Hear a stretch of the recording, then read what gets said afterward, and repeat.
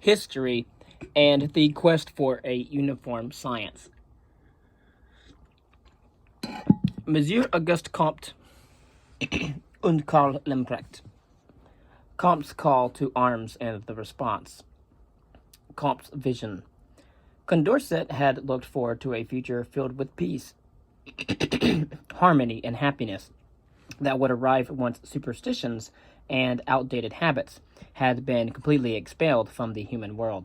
In the 1830s, Auguste Comte, eager to bring about the new order, redefined the course of history and replaced Condorcet's vision with a systematic theory. He did so as a man who in his early years had rejected family, monarchy, and God, and had exchanged for them the social reformist ideals of Claude Henry de Saint-Simon. Comte proclaimed the great change to come in his course of positive philosophy. He spoke in terms of mankind, although he, like many others at the time, really referred to the European West because of the particular and peculiar capacity of European countries to serve as the theater of the preponderant evolution of humanity. This evolution must be the central subject of history, not individual nations and their particular Volksgeist, or their politics and battles, and not the individual, which is, properly speaking, at bottom, no more than an abstraction. The evolution of humanity was propelled by the evolution of the collective human consciousness, which followed a three-stage pattern. The collective human mind, an idea already suggested in a less precise way by Turgot and Saint-Simon. Comte's excitement stemmed from his belief that mankind's mental development, having already passed through two preceding stages, was in his time at the threshold of the third and final stage. And in that world would come the perfect realization of all potentialities of the human mind, and hence a radically different society, politics, and culture. In that age, the sciences would organize human life according to the laws governing phenomena, laws that had been established in the positivist vein, though generalizing from sensory experience. Even the investigation of social phenomena would now be entrusted to a positivist social science, that of sociology, whose insights in turn would help to safeguard social harmony and stability. Later, however, Comte became less sure of that and even promoted his own religion of humanity to fill the void left by the vanished traditional beliefs and habits of religion. And so Comte had three stages of history throughout time. First was the theological era, the second was the metaphysical era, and the third was the positive era. What causes the changes in the collective mind of the theological era is internal development due to incoherence of elements: fetishism, polytheism, and monotheism. When did the stage begin and end? The theological era began with the origin of the world until Martin Luther opened break for deism and that of atheism.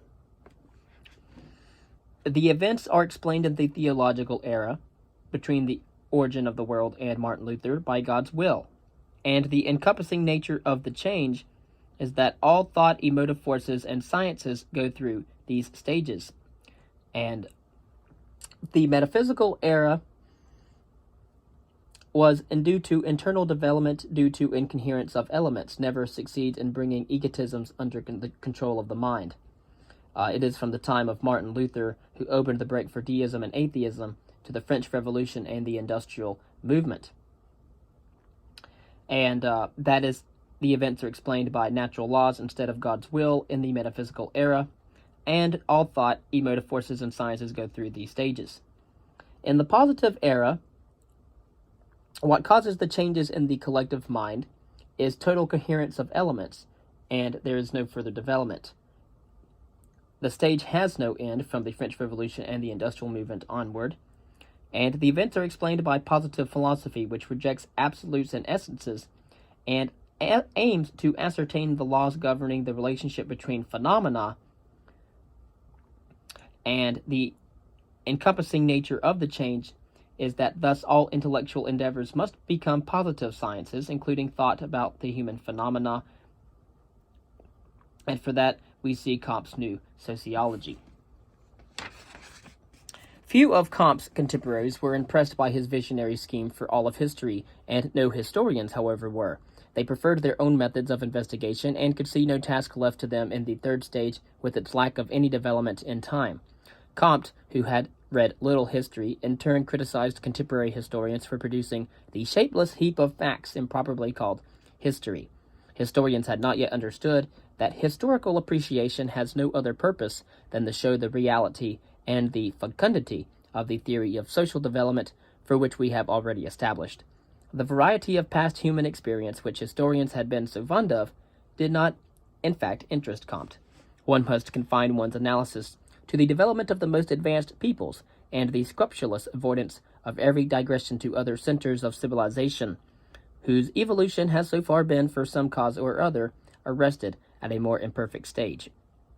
Great individuals, the maze of events, and less developed nations all were not the stuff of proper history, which can only be a history without names of men, even without names of peoples. Such a history will concentrate on the development, then, of the collective human mind, the moving force for the progress of humankind. And again, out of the theological era into the medical physical era, and now into the science era. H.T. Buckle's response to Comte. Comte did bequeath to posterity not only his vision of a three-step progress, but also a philosophy fitting the positive stage, that of positivism. It demanded that all knowledge be based on directly observable phenomena, and that all scientific endeavors aim at finding the general laws governing phenomena.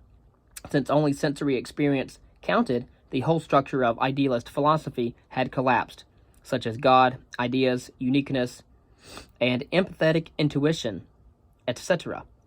Only the positivist approach could yield knowledge reliable enough as a guide for modern people for the reshaping of human life. Hence, observing, searching for regularities, generalizing from the research results, and forming laws must be the task of all scientific disciplines. Once mighty philosophy was no longer expected to deliver knowledge, but needed simply to see that the methods and approaches used in the search for knowledge in science were proper.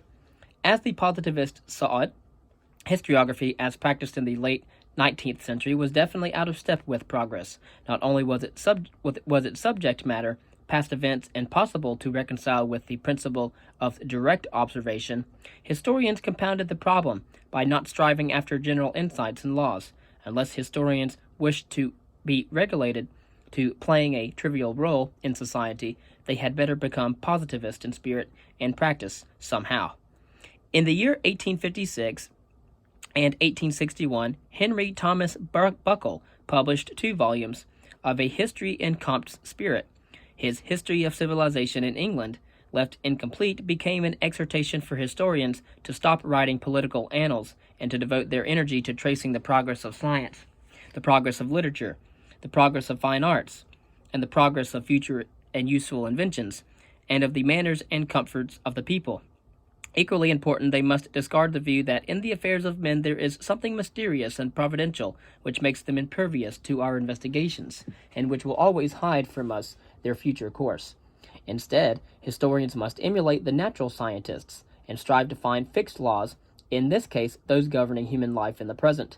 They can succeed because human actions are not guided by metaphysical forces or otherwise distinguished from the phenomena of nature, but are merely the result of a collision between internal and external phenomena. The latter can be scientifically analyzed, the external phenomena, especially the four which shape civilization, that of climate, food, soil, and the general aspect of nature. Buckle shared with Comte the inconsistency of affirming positivist methods, in combination with a speculative panpsychic overall development that did not satisfy positivist criteria of truth-finding. He did, however, make a valiant effort to explain why the scientific age came to Europe rather than to other areas of the world. The reason was that Europe's peculiar climate, soil, and configuration.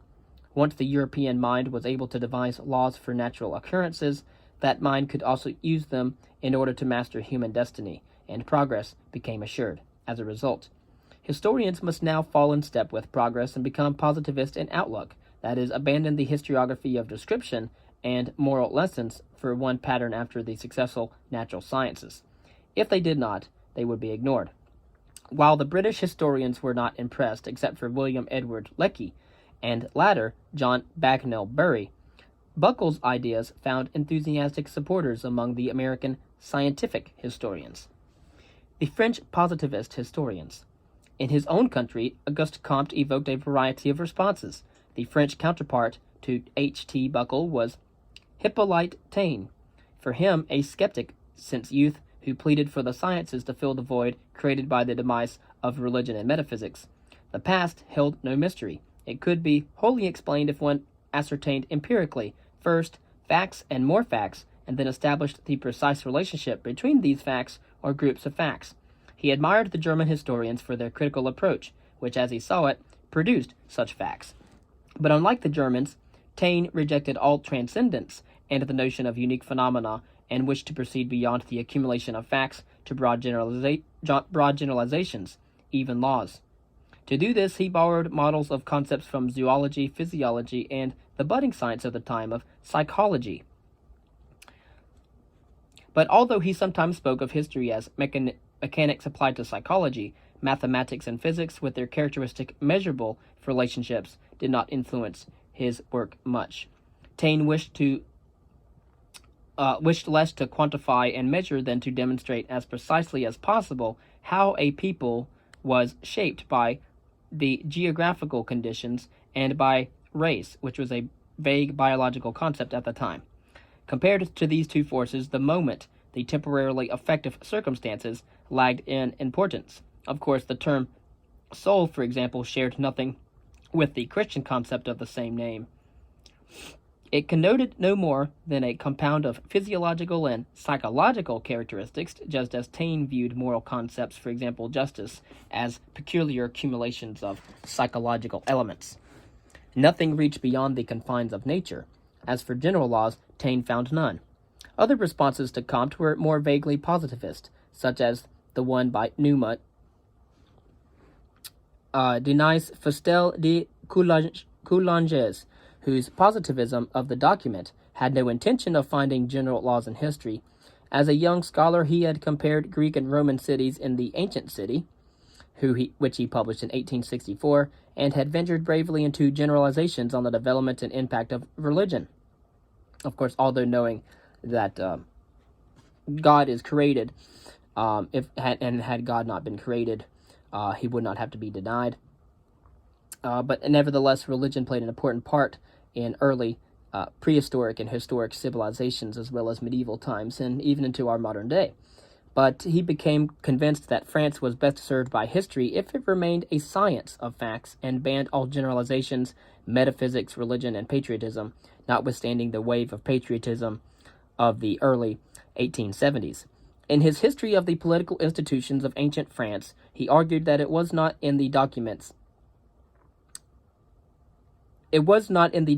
did not exist, since for reconstruction of the past, if one may hope to succeed in the matter, it can only be by a patient study of the writings and documents that each age has left of itself.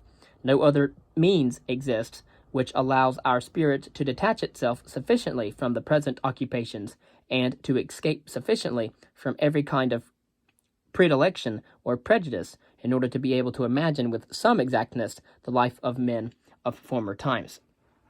Bias, for example, could not sway Fustel, who was determined neither to praise nor to disparage the ancient institutions of France. I intend solely to describe them and to indicate their development, he said. Thus he could tell his students that when he lectured, it was not he who spoke to them, but history itself. And his model of a scientific theory, again, Coulanges' model of scientific history, was close to that of a group of scholar politicians whose desire to emulate the German example had been increased markedly by the shock of the 1870-71 defeat.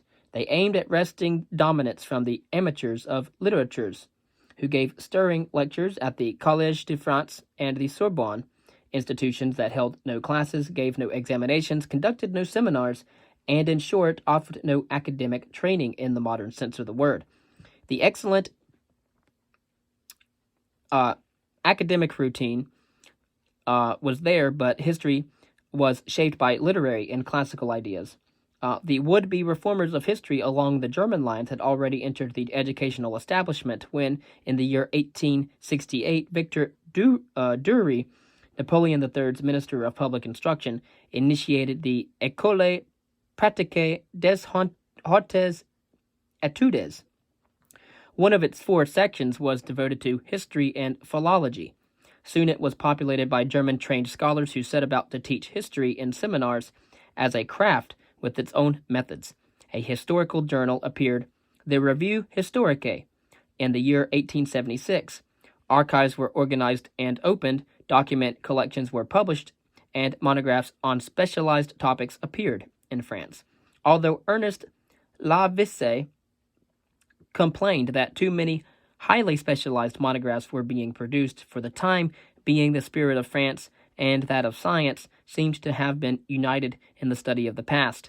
This movement had its monument in an influential handbook of methodology, titled An Introduction to the Study of History, published in 1898 by Charles V. Langoy and Charles Sinobos. In it, documents were celebrated as the only remaining embodiments of and access to past reality. As document joined document, so fact joined fact, eventually permitting some generalizations, but the two authors disagreed on the possible and desirable degree of generalization in history. Langoy, trained in the École des Chartes, practiced an aestheticism of truth which stressed the analysis of documents and fact-finding, followed by severely limited generalizing. In a book on methods published only 3 years after the introduction to the study of history, Sinobos ventured much further into generalizations. He had the satisfaction by that time of seeing that current opinion was running in his direction. The Germanist model for the French historical science had always evoked opposition because of the marks made on it by German idealism and because of its German origin. Such latent opposition assisted Emile Durkheim's endeavor to rescue Comte's sociology from obscurity and to build it into the new science of humanity with a French origin. Central to it was the existence of social facts as phenomena in their own right rather than as mere products of actions by individuals. Such facts must be ascertained and examined for those large-scale ordering forces that really matter in society. And all that entailed putting causal analysis over description and narration, the general over the unique and individual, the directly observable present over the unobservable past, and the mastery of society over contemplation. Durkheim, who respected the historian's creative imagination, however, did not write off historiography completely, but left it with only the auxiliary role of finding, cleansing, and presenting the raw material for the generalizations of sociologists. Historians were quick to reject such a role, one that made them mere suppliers of facts. Charles Langoy affirmed an independent historical science with its accent on the unique and the individual. Others, however, including Langoy's one-time collaborator, Sinobos, tried to conquer the new social science by making the historical approach its prevailing methodology. After all, every phenomenon studied by sociology was already a past phenomenon. Strictly speaking, there was no present which could be analyzed. Since all is the past, the present is always fleeting and the future a complete mystery. And so all we can study is the past. Outside of science, all we can study is the past, and archaeology, history, and anthropology. From this conflict resulted two quite different approaches to the study of human phenomena, each of them issuing a claim for being scientific. At the turn of the century, the philosopher Henry Burr tried to build a bridge between them, but stayed himself safely, closely ensconced on the historical side. He chose as his starting point the perennial human craving for synthesis, that is, the desire to arrive at the most complete picture of the past in order properly to explain it. Such generalizations could come neither from the legions of specialized monographs nor from the old-style philosophies of history. In a time where scientific was the watchword, an acceptable synthesis would be accomplished only by empirically minded historians. With all their empirical methods, sociologists could not do it because they analyzed only the social aspect of human life. Those who agreed with Burr's call for a synthetic history found support in his Center for Synthetic History, and the Revue des Synthèses Historiques, 1900, which became an international journal for the synthesis of knowledge. A massive 100-volume history of the evolution of mankind by a group of scholars was to support the same aim.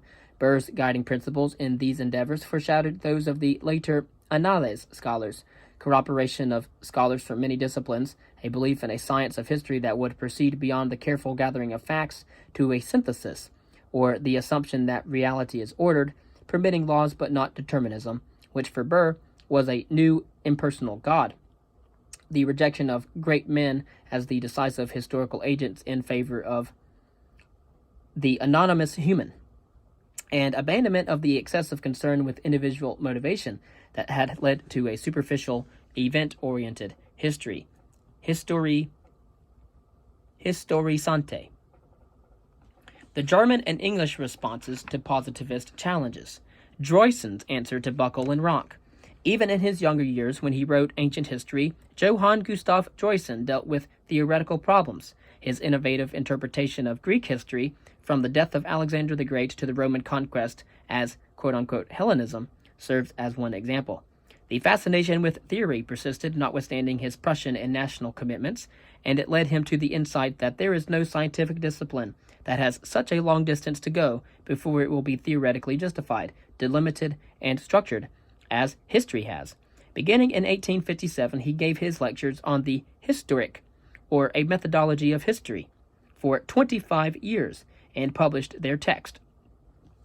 Again, Historik, a methodology of history. Droysen had become keenly aware of the advances, successes, and increasing prestige of the natural sciences of the 19th century. He also grasped their radical challenge to the views on human life and the world held by the German historians. Therefore, Droysen had relished the task of reviewing in the Historische Zeitschrift, Buckle's recently published work. He was far from a noble knight fending off attacks on a Rankian's Grail. Nearly alone among contemporary German historians, Johann Gustav Droysen investigated the theoretical structure of Ranke's historical school and found it very wanting. He denied the Rankian notion of what historians do, which is to secure the remains of the past, mostly documents, assess them critically, and then synthesize through the parts into a whole that reflects a transcendent reality. Such a view saw historians standing completely aloof from ongoing life and recreating in utmost methodological purity what was taken to be objective past reality. That view emphasized the antiquarian endeavor over the work of interpretation. When historians after Ranke de-emphasized the transcendent, they were left with no more than their critical method as theory. Droysen perceived the historian's work as creative thought, abandoning the transcendent element, for example, religion, God, and ideas. He saw all historical work as resulting from the encounter of historians whose own lives were shaped by elements of the past, the very conventions, institutions, customs, and modes of thought of their own society, together with the physical remains of the past, the material remains, such as documents, monuments, etc. From such encounters came a creative and critically controlled recreation of the past, clearly from the standpoint of the present. A reconstruction that assumed a static past testified to by remains was possible neither by Ranke's method nor by the positivists, where Rankians had sought through critical and objective research to give an accurate glimpse at the past and present reality, a reality at bottom transcendent in nature. The positivists tried to explain the world by methods which forced them to see nature, intellect, and morality as features of a uniformly structured world.